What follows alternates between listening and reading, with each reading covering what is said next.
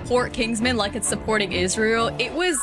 Answer this, even if you support Kingsman, whatever, support Kingsman like it's fucking Israel. It was like, I was saying the thing of like support, not specifically you supporting Kingsman is supporting Israel. It was the statement of...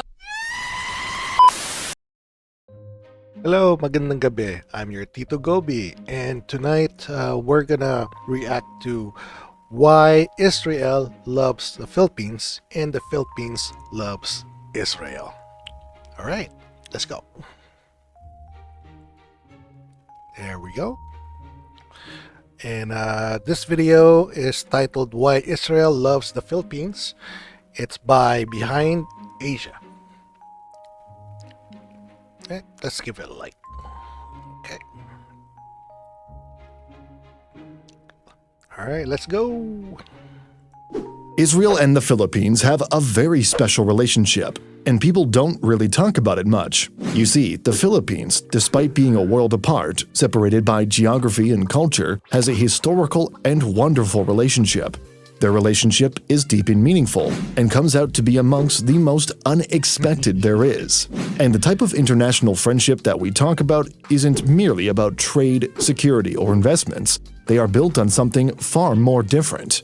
It's rooted in a shared history of struggle and survival, moments when one reached out to the other in times of desperate need. To start off, this relationship went back to the 1930s. This was a dark time in world history, especially in Europe. Anti-Semitism was at its peak, and Jews were being very special relationship, and people don't really talk in a shared history of struggle and survival, moments when one reached out to the other in times of desperate need. To start off, this relationship went back to the 1930s. Okay, sorry about that. But yeah, around the 1930s, I believe it was the beginning of World War II, or close to it. Wait a minute. When was World War II? World War II. WW2. There you go. According to Wiki, World War II, or the Second World War, started in September 1939. Okay, it was close. So it was, I guess, when Germany started mobilizing, I believe. Okay. Sorry about that. All right, let's go back. This was a dark time in world history, especially in Europe. Anti-Semitism was at its peak, and Jews were being persecuted. Countries around the world were shutting their doors on these desperate people. But it should also be known that Jews themselves were being expelled from all across the world.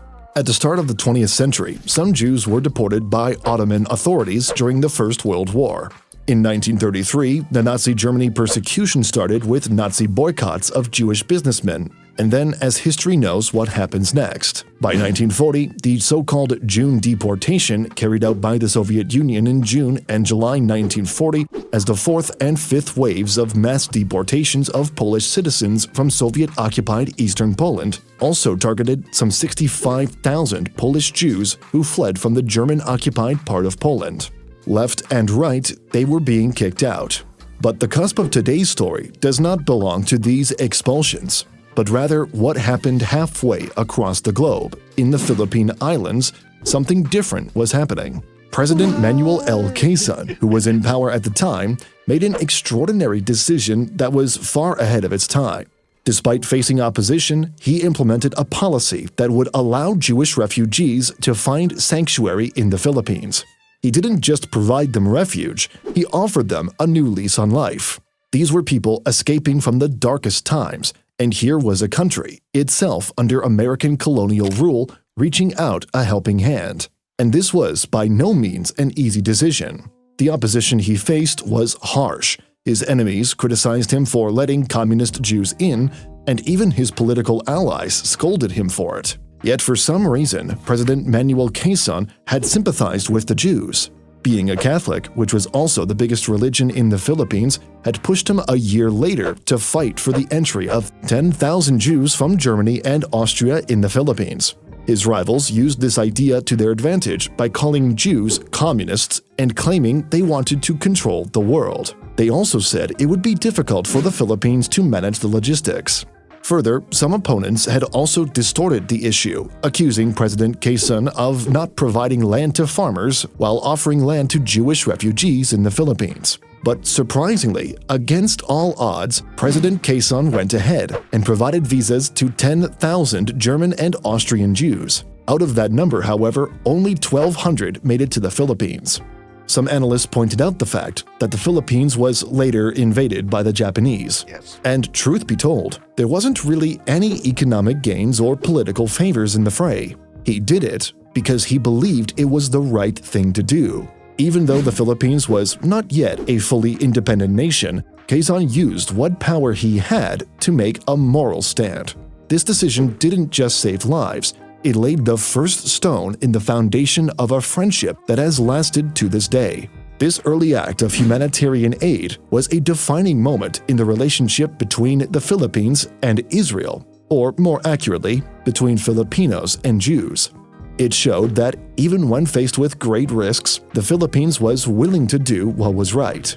This set the tone for a friendship that would later extend into more significant actions that would further solidify the bond between the two nations. But you might get carried out by the fact that this was the only defining moment of the relationship. No, history carried on as the Philippines became a big friend of Israel. In 1947, after the Second World War, a big vote came out from the United Nations.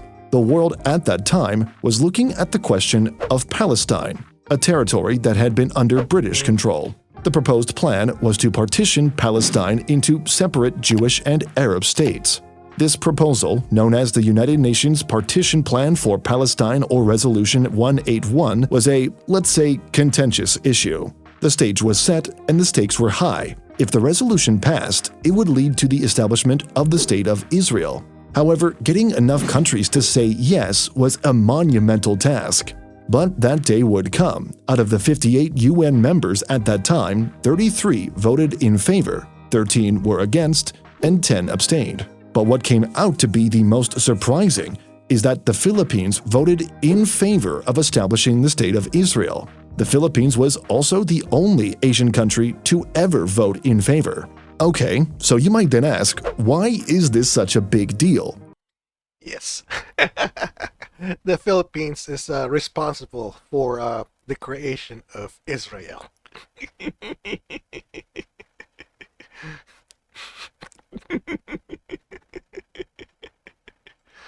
Well, because that vote was a close call. If the Philippines had voted differently, the majority needed for the resolution to pass would not have been reached. Or to put it simply, the Philippines' vote was the tipping point. Israel might not have been established if not for that crucial yes from the Philippines. So, in a very real sense, the future of an entire nation rested on the shoulders of this single vote. President Quezon's earlier actions, and then later by the Philippines, proved yet again a monumental feat to their friendship. But like Quezon's actions, these were also not a political strategy. The decision was grounded in the country's own recent history of fighting for independence and self-determination. It was an alignment of values, a gesture of goodwill, a continuation of the humanitarian spirit. Carlos P. Romulo, who was the Philippines representative in the United Nations, spoke eloquently about the moral duty to support the Jewish people's aspiration for a homeland, echoing the sentiments of President Quezon's earlier actions. The impact of this vote reached far beyond diplomatic halls. It established the Philippines as a supporter of Israel's right to exist and self-govern, further strengthening the friendship between the two nations. It was an act that showcased the Philippines' willingness to support what it viewed as just and right, even when it stood alone among its Asian neighbors. In later years, the Philippines received military training and equipment from Israel. Israel has a highly advanced military and intelligence apparatus, and sharing this expertise was another layer in their expanding friendship. This was more than a simple transaction. It was a sign of deep trust and mutual respect. Today, it is well known that the Philippines employs a wide variety of Israeli-made equipment, from the Acero-class patrol gunboats to the Sabra light tank, Elbit Hermes 450, an unmanned aerial vehicle, and even a wide array of communication equipment.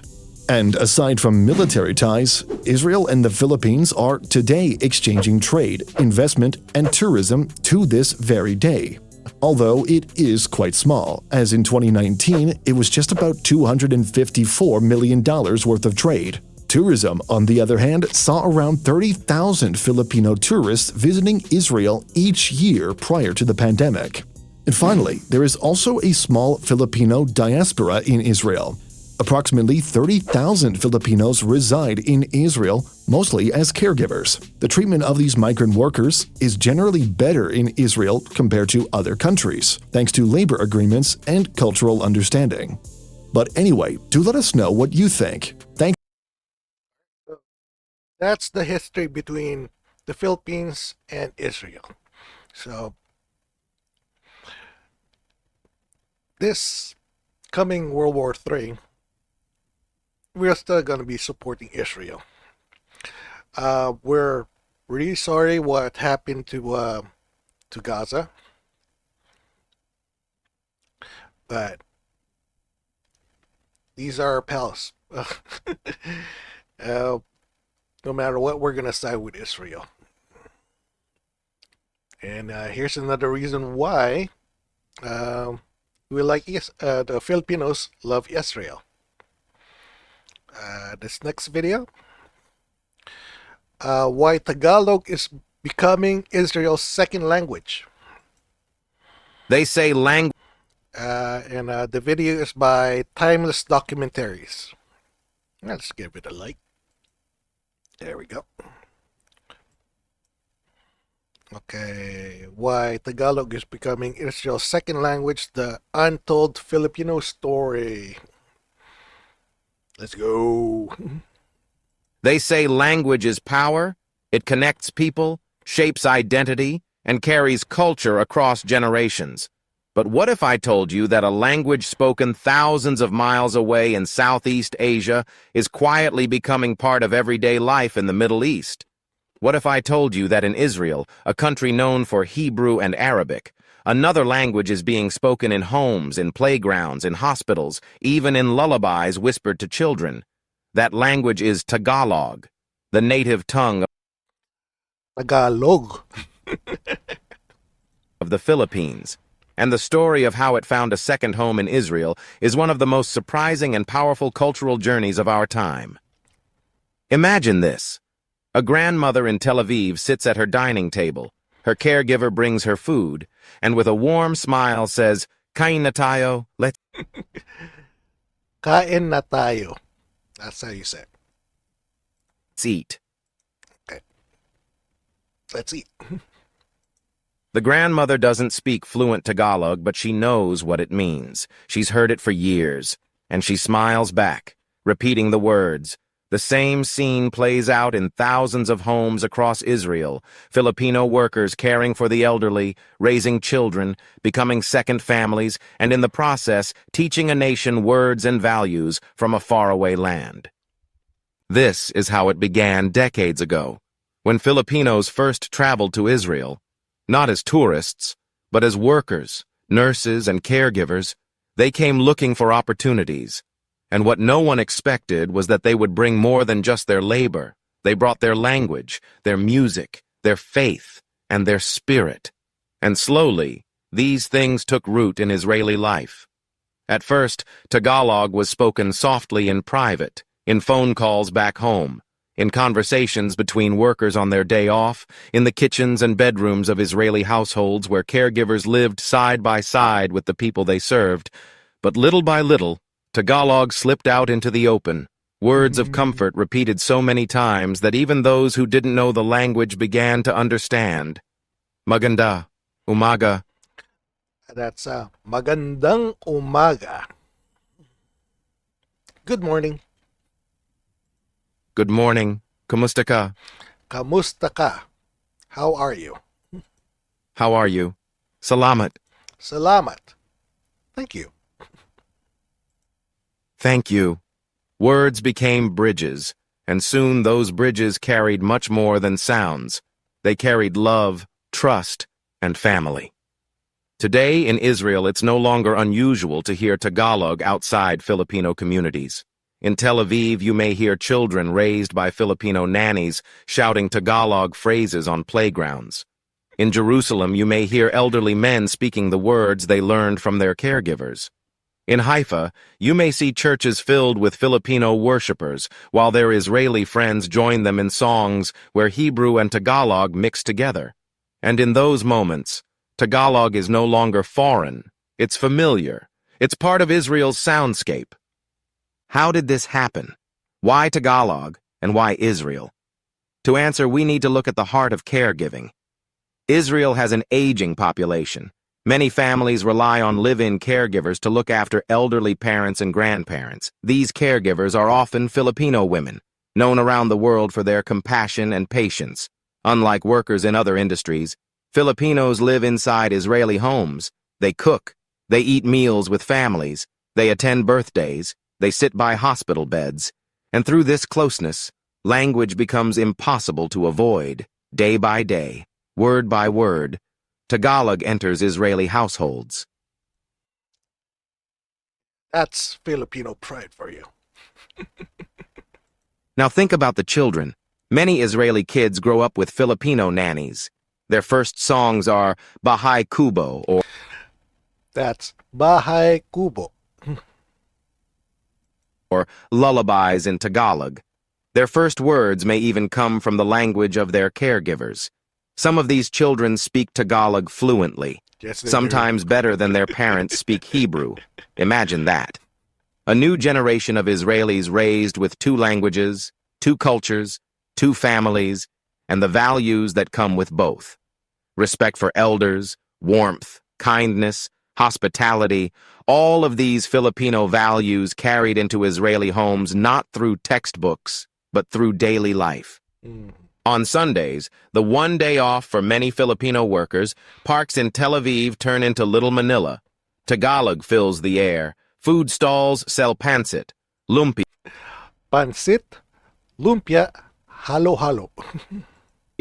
halo-halo, music plays, laughter echoes, and Israelis walking through these gatherings hear Tagalog again and again until it becomes part of their rhythm. Some even join in, tasting the food, learning the words, making friends. What began as employment has grown into cultural exchange, and language is at the center of it. But why does this matter? Isn't it just workers teaching a few phrases? No, it's much deeper. Language carries values. When an Israeli grandmother says salamat to her caregiver, she's not just repeating a sound, she's embracing Filipino culture. When a child calls his nanny ate or kuya, sister That's ate or kuya. or brother, he's learning respect the Filipino way. When families hear Filipino songs during prayer, they're connecting with a culture of faith and resilience. In a way, Tagalog has become the language of care in Israel, the language of love, of family, of patience, and that emotional bond is powerful. There are stories of elderly Israelis who, after years with their caregivers, speak fluent Tagalog themselves. Some pass away with Tagalog words on their lips. Imagine that. A life lived in Hebrew ending with words from the Philippines. That's how deep the influence runs. Tagalog is not just learned, it's remembered. It stays in hearts long after caregivers move on.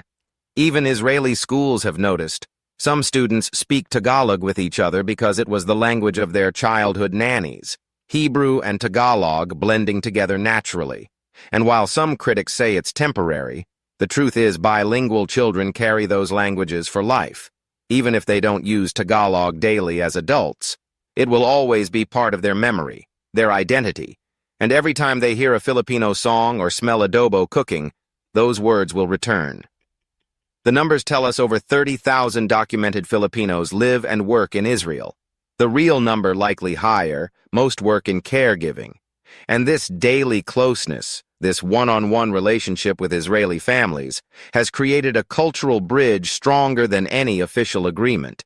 This is people-to-people diplomacy, Filipinos becoming cultural ambassadors without even trying, spreading their language not through classrooms, but through kindness, patience, and daily care.